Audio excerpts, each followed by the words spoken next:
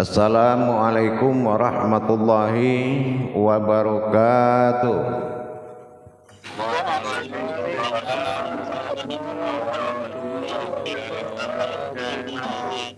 Alhamdulillah, alhamdulillahi rabbil alamin. Assalatu wassalamu ala asrafil anbiya'i wal mursalin Sayyidina wa maulana Muhammadin. Ashhadu an la ilaha illallah wa ashhadu anna Muhammadar Rasulullah. Allahumma salli ala Sayyidina Muhammadun musabil wal ikram ya wal jalil wal ikram. Subhanal malikul quddus Subhanatil izzati wa azzamati wa haibat wal qudrat wal sultan wal kamal wal jamal wal kibriyai wal ijabarut wala ya'futu wala ya'budu abada. Suhubukum kudus rabbuna wa rabbul malaikatihi wa ruhi. Sama-sama subhanallah walhamdulillah wala ilaha illallah wallahu akbar. La nabi yang ba'da amma ba'du imanullah wa ittaqullah. Bersyukur kita kepada Allah dengan mengucapkan alhamdulillahirabbil alamin atas karunia limpahan rahmah dan hidayahnya, serta dengan izinnya juga kita dapat menjalankan amanahnya, beramal dan beribadah zahir batin dunia dan akhirat. Bersalam kita tidak akan pernah kita lupakan, marilah sama-sama kita sampaikan kepada junjungan kita Nabi Allah, Nabi al-akhirul zaman, Rasulullah Muhammad sallallahu alaihi wasallam. Atasnya kalimahnya kita kalamkan dengan membacakan Allahumma sholli ala sayyidina Muhammad wa ala alihi sayyidina Muhammad. Alhamdulillah, grup 5 yang dirahmati Allah rahimakumullah. Amin. Insya Allah, kalau kita berbicara tentang tajalli Allah kepada diri, itu adalah berarti kita berbicara sudah mendekati kebenaran. Tapi kalau kita berbicara menghitung kekayaan Allah pada diri, itu baru kita mencapai rasa bersyukuran. Dan kalau kita berbicara tentang ilmu Allah pada diri, berarti kesadaran bertuhan kita sudah mulai naik. Dalam hal ini para jemaah sekalian, kalau kita sudah tahu 4 batin Allah dalam diri kita, artinya ada jumlahnya, yaitu 4. Napas dan napas, ampas, nufus. Berarti kalau ini sudah kita paham dari awal, kita juga dulu belajar kodrat napas, tanapas, ampas, nufus ini pada tingkat makom yang berbeda-beda, yaitu sesuai dengan tangga tauhidnya. Kemarin awal kita belajar tingkat pizzat. Apa yang dikatakan pizzat? Yaitu leburnya batin Allah menjadi kodrat diri lahu bagi kita. Kodrat dirihi lahunya Allah. Itu kita pelajari kemarin. Setelah itu kita masuk ke makom, yaitu dikatakan siril ashar, yaitu kajinya batin. Nah, kemarin kita sudah kaji batin lagi, tanapas, ampas, napas, nufus. Nah, setelah terjadinya zat dan batin ini, tinggal mawujudnya. Berarti kita masuk kepada tajalli berikutnya adalah dalam makom sifat. Nah, sifat ini berarti batin yang 4 ini akan menyatu menjadi diri. Ya. Batin yang empat ini akan menyatu menjadi diri. Kenapa? Karena Rasulullah sendiri yang sudah berdoa kepada Allah, memohon, ya Allah, jadikanlah diri-diri batin-batinmu yang banyak ini menjadi satu diri. Tolonglah himpun ya Allah, agar bisa menjadi kodrat bagi umatku mencapaimu ya Allah.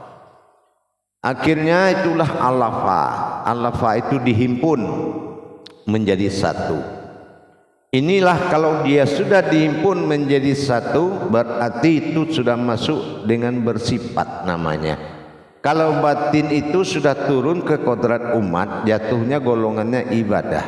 Ibadah ini berarti golongannya sudah bersifat. Artinya apa? Bersifat aku dengan kodratku sendiri, bersifat aku pada kodratku sendiri. Nah, berarti bertajalli dia. Nanti dia akan mencari mana makom sifat napas, tan napas, ampas nufus itu di kodrat sifat kita. Nah, di kodrat diri kita. Nanti dia akan bertajalli dan bersifat seperti itu. Nah, seperti diri al-haqullah contohnya.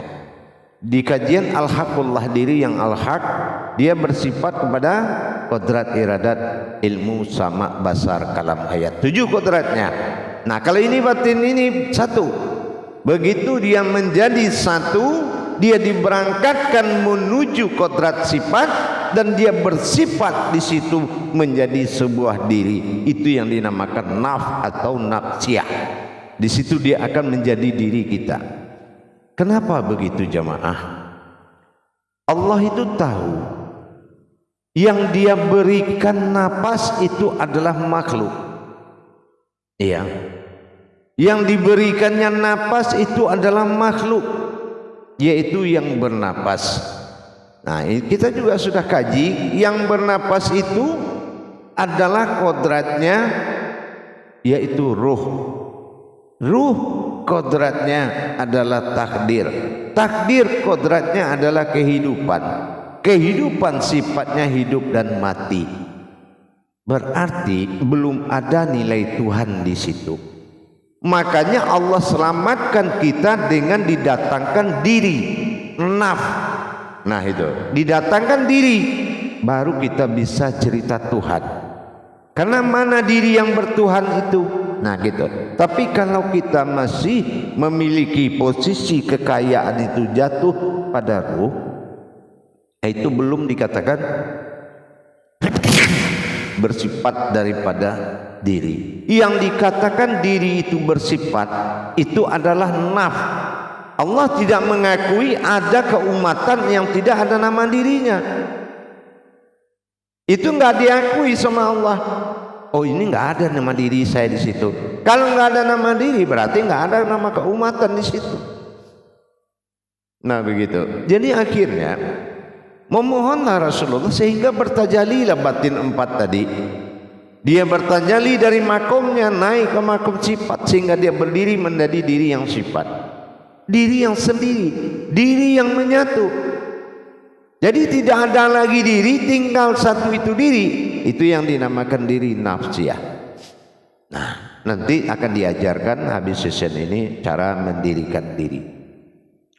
Kalaulah seandainya naf ini tidak datang, pasti derajat kita ini adalah dinamakan nasma.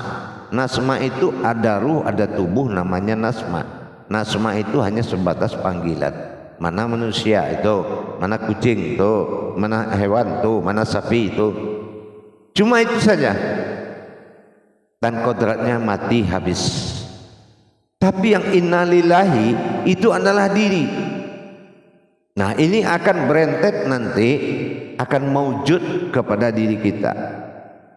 Jadi bagaimana proses 4 batin Allah bertajalli dalam diri kita sehingga dia maujud menjadi batin Allah. Tujuannya apa? Ini yang dikatakan dengan ma'ul hayat tadi. Diri ini yang akan menguasai seluruh kehidupan. Dan disinilah sumber hidup. Diri kita inilah yang akan memimpin semua kehidupan di dunia ini. Begitu.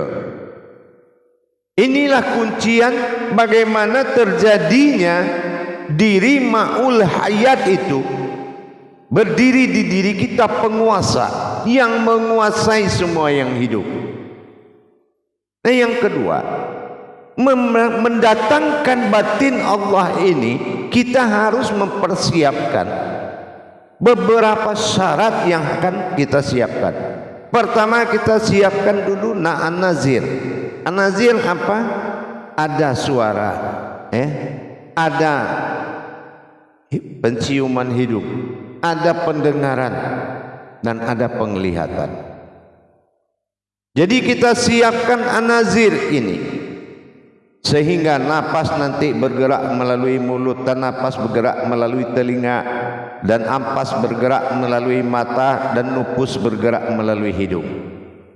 Ini sebelum dia datang lewat ubun-ubun kita. Jadi setelah dia lewat nanti, barulah dia berdiri menjadi diri batin yang disebut dengan nafsi atau nafsiyah. Jadi nafsi itu hanya satu diri aja. Jadi telah dihimpun yang empat itu menjadi diri. Dan kemana tujuan dari ini semua? Tujuannya mendapatkan kodrat yang dikatakan, yaitu hakul do'im, yaitu diri yang berhubungan batin dengan Allah. Nah, hubungan batin seperti apa? Inilah saatnya kalau batin itu bertajalli menjadi sifat bagi diri kita. Dari dulunya dia termasuk sirul asror, sir asrol, dulu itu sir rahasia. Tapi sekarang dengan dia bertajalli ini yang disebut dengan ghaibul quyub. Ghaibul quyub ini gaib yang akan terlihat. Nah, begitu dahsyatnya jamaah. Jadi ghaibul quyub, saatnya aku bisa melihat dan terlihat. Di mana dia terlihat dan di mana dia melihat. Ini ghaibul quyub. Nah, inilah yang akan membawa kita kepada pemahaman, yaitu tingkat syuhudul wa'dah fil kasrah dan syuhudul kasrah fil wa'dah. Melihat yang satu kepada yang banyak, melihat yang banyak itu adalah satu. Kalau batin kita mungkin belum bisa, tapi setelah batin Allah masuk menjadi diri, baru kita bisa. Dan kalau kita sudah melihat, berarti penglihatan itu tidak akan putus. Dengan ini yang dinamakan suluhu daim, berhubungan batin dengan Allah, karena ada yang melihat dan ada yang dilihat. Dan melihat dengan yang dilihat ini tidak boleh berbeda. Dan ini ada dinamakan dengan sifat hakul do'im, yaitu diri yang batin.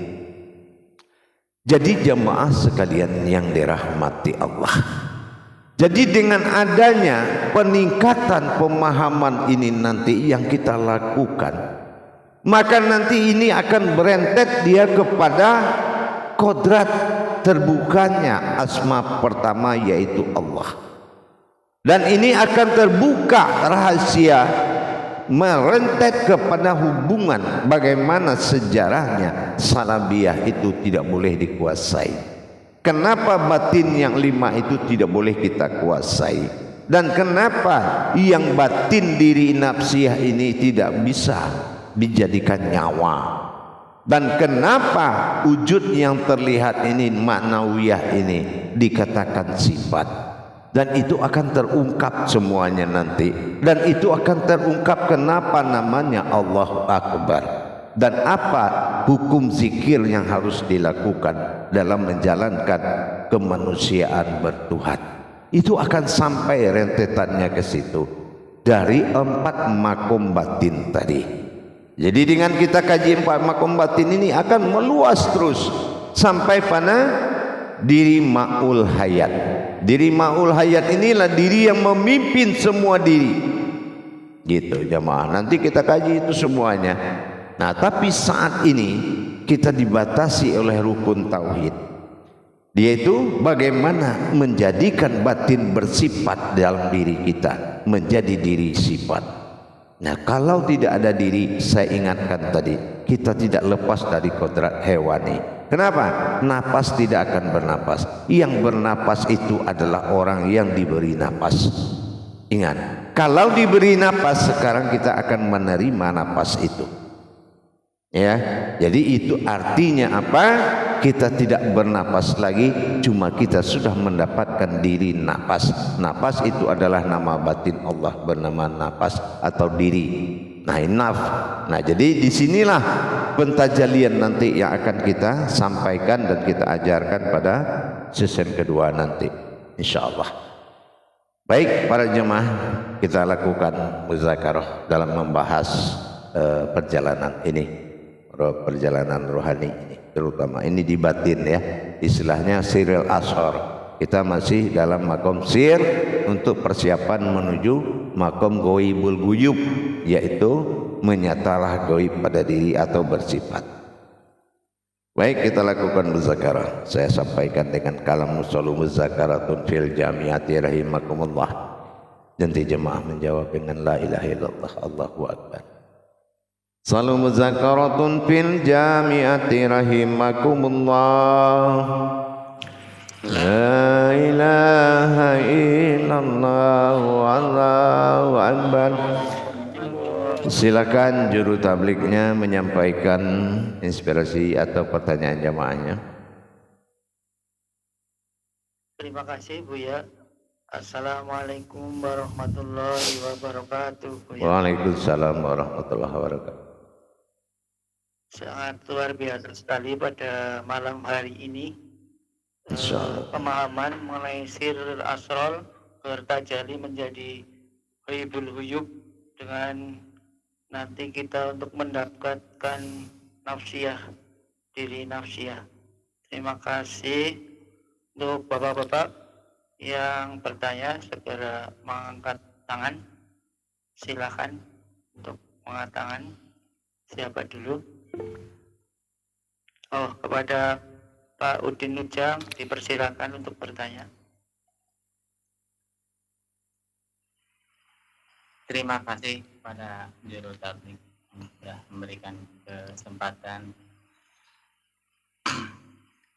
Assalamualaikum warahmatullahi wabarakatuh Buya. Waalaikumsalam warahmatullahi wabarakatuh. Alhamdulillah, mudah-mudahan Buya sehat selalu Buya, sehingga bisa selalu membimbing kami Insyaallah menjadi diri yang bertuhan. Begini Buya, saya bisa dijelaskan kembali antara yang kehidupan dengan yang diberi hidup itu Buya. Perbedaannya itu gitu Buya. Ya, jadi begitu. Kalau yang hidup adalah napas atau batin. Nah, kenapa ada ruh dalam batin? Nah, seperti ini. Ini kan kosong ya. Ya, tapi kalau diginikan terasa di dalamnya ada ruh. Betul enggak? Nah, itu dia. Ini yang dikatakan di dalam apa? Batin ada batin. Jadi Allah memberikan jalan dua. Tauhid ilahiyah bertahan di ruh, tauhid siriyah bertahan di kodrat. Nah, jadi di sini kalau yang napas adalah batin, yang bernapas adalah ruh. Nah, ruh ini ibaratnya kalau kita lihat nazirnya angin, ya. Dan itu dikuasai oleh seluruh makhluk. Jadi kalau makhluk itu umpamanya dia bernapas kepada ruh, itu berarti alamnya sudah alam ruh. Ya, kalau alam ruh banyak, enggak satu pun yang keluar dari situ. Semua bernapas ke alam ruh. Binatang semua bernapas ke alam ruh. Nah, tiba-tiba kita bernapas juga di situ. Nah, coba kalau seandainya yang bernapas ini adalah kambing, terus kita hisap lagi, dia keluarin, kita hisap lagi. Nah, ini yang kata ulama kita Buya Hamka, manusia itu bisa jadi rasul dan bisa jadi hewan. Artinya begitu. Hawa, ruh yang kita isap itu adalah ruh, contohnya ruh kambing umpamanya, binatang. Nanti wataknya pindah ke kita. Gitu. Makanya sifat-sifat itu, asma itu banyak bergelar di diri kita ini karena kita satu napas dengan hewan selama ini. Nah, akhirnya Allah, barang siapa yang bisa mengambil manfaat dalam ayatku, maka dia akan mendapatkan ilmunya.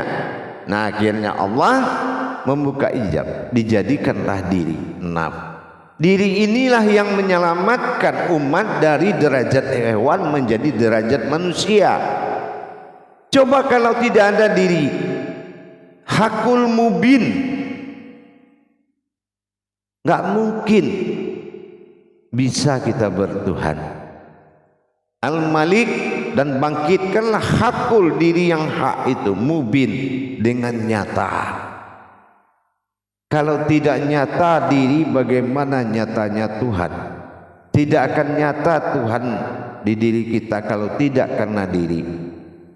Jadi kita berusaha menerima sekarang bagaimana batin Allah yang empat ini akan maujud menjadi bersifat di diri kita untuk menuju singgasana ketuhanannya dan kita menduduki singgasana kemanusiaan kita. Insya Allah disinilah terjadi rukun 20 dalam kehidupan kita nanti. Gitu. Jadi begitu. Jadi disinilah nanti akan tersambung kehidupan batin. Ini yang dikatakan hakul doim. Jadi bagaimana kita menjadi diri yang batin, mendapatkan diri batin, gitu. Insyaallah. Paham? Jadi kalau boleh disimpulkan, kalau hidup itu berkodrat atau kalau kehidupan itu hanya takdir saja. Iya. Kalau kehidupan itu sama kayak kita miara seekor kucing. Kita merasakan nyaman, ada kucing, suka, indah, itu kehidupan. Akhir-akhirnya nilai kita begitu. Gitu. Jadi hanya kehidupan. Kehidupan itu bersandar kepada takdir, takdir bersandar kepada usia, usia bersandar kepada hidup dan mati. Sudah selesai. Dan agama bagi orang yang seperti itu tidak berlaku. Kenapa? Berlakunya hanya sebatas tauhidin. Ya, tidak bisa dia mencapai Tuhan. Begitu. Paham? Terima kasih Bu ya, insya Allah paham. Ya, baik. Assalamualaikum warahmatullahi wabarakatuh. Waalaikumsalam warahmatullahi wabarakatuh. Terima kasih Pak Udin atas pertanyaannya. Kemudian kepada Pak Lalu dipersilakan. Assalamualaikum warahmatullahi wabarakatuh, Guru. Waalaikumsalam warahmatullahi wabarakatuh. Tadi Guru telah mengatakan bahwa suhudul kasrah fil wadah, suhudul wadah fil kasrah. Jadi kalau suhudul kasrah fil wadah, pandang yang banyak itu pada yang satu, seperti kita semua dan termasuk makhluk-makhluk yang lain. Jadi kalau menurut pendapat dia, apakah itu yang dimaksud dengan wujud Allah yang banyak itu adalah satu juga ya? Begitu, Bu. Untuk garis besarnya sementara seperti itu, tetapi untuk yang nyatanya akan dibahas, ya, nanti akan dibahas satu persatu. Iya, apakah yang banyak itu satu, apa yang satu itu yang banyak, nanti tingkat pembahasannya setelah ini. Yang penting tujuannya ke situ dulu, kasroh bil wa'dah itu, suhudul kasroh bil wa'dah, suhudul wa'dah bil sas. Gitu. Nanti kita ini akan kita bahas. Kita tidak mau mengakui sesuatu yang tidak kita lihat dan kita rasakan. Gitu. Kita apa? Guru besar kita itu syahadat. Ya, tauhid, tafrid, tajrid. Berhubungan, merasakan dan mengalami. Kita insya Allah ya. Jadi gini guru, jadi Allah itu kaya dengan segala wujud, nggih? Iya, kalau tidak ada yang dia tidak punya, tidak Allah namanya dia, ya. Gitu. Jadi kalau meskipun ada semut hitam di atas batu hitam di tempat yang hitam, itu Tuhan juga tahu berapa kali dia bernapas sehari. Gitu. Paham? Paham. Alhamdulillah. Terima kasih. Assalamualaikum warahmatullahi wabarakatuh. Waalaikumsalam warahmatullahi wabarakatuh. Masih ada pertanyaan? Terima kasih Pak Lalu dan Bapak-bapak. Ada pertanyaan lagi, silakan. Saya bertanya Bu ya, untuk mengenai ma'ul hayat Bu ya, itu lebih menjadi tajalinya gitu, jadinya gitu. Terima kasih Bu ya. Iya, betul. Untuk menjadi ma'ul hayat itu kan tidak semudah itu. Kenapa? Sinyal-sinyal seluruh kehidupan ini, kalau dah kamu tahu, banyak yang belum paham. Sinyal kehidupan ini semua itu ada dalam diri ini semua. Ya, kalau belum bisa kita menyambungkan kepada semuanya, apa yang qudsi di atas, apa yang aras di bawah bumi, di mana kendalinya semua. Kalau memang batin wujud yang empat asal mula semua jadi, kita belum paham. Kalau hanya sekedar tahu tapi tidak bertajali, itu ilmu lebur dalam cerita masuk dalam hayalan, perut lapar makan enak tidur. Enggak, itu kalau tidak bertajali. Nah, kalau kita sempat tajalikan, kita sambut kehadiran batin empat mewujud jadi satu bernama nyawa atau napas, inilah diri yang tunggal. Diri yang tunggallah bersifat di dalam ketuhanan dan keumatan. Itu diri tunggal, bukan dia umat, bukan dia Tuhan. Nafsiyah dia punya nama. Nah, itu akan terjadi begitu. Paham? Insyaallah Bu ya. Baik. Nanti insyaallah 10 menit lagi saya kembali. Assalamualaikum warahmatullahi wabarakatuh. Waalaikumsalam warahmatullahi wabarakatuh.